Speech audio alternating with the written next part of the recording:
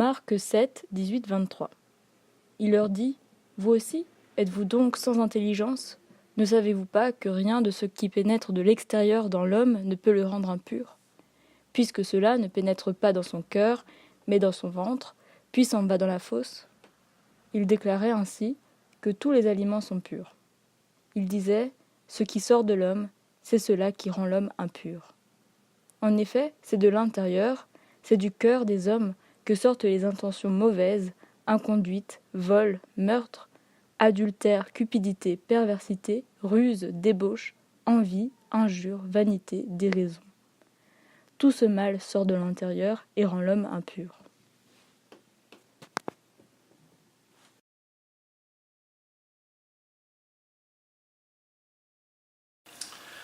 Ce que je retiens de ce passage de Marc, c'est cette phrase de Jésus. C'est ce qui sort de l'être humain qui le salit.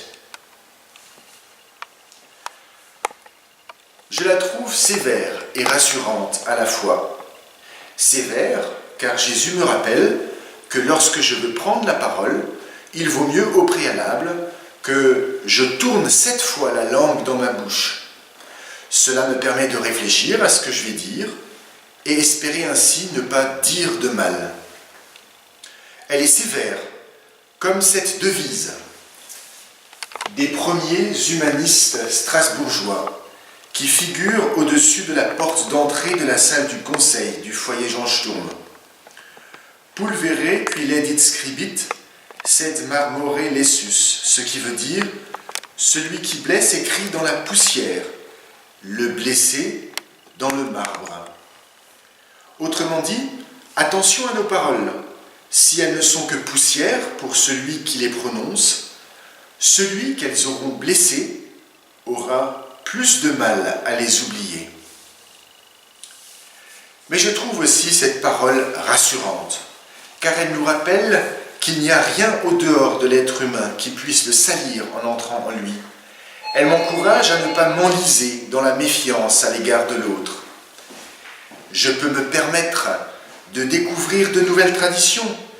Elles me donneront un nouveau regard sur les miennes. Je peux écouter les avis ou idées de mon prochain sans préjugés. Peut-être m'aideront-ils à progresser dans mes recherches. En bref, cette parole de Jésus me libère du besoin de jugement que je porte presque automatiquement sur l'autre et me pousse à considérer mon prochain avec bienveillance.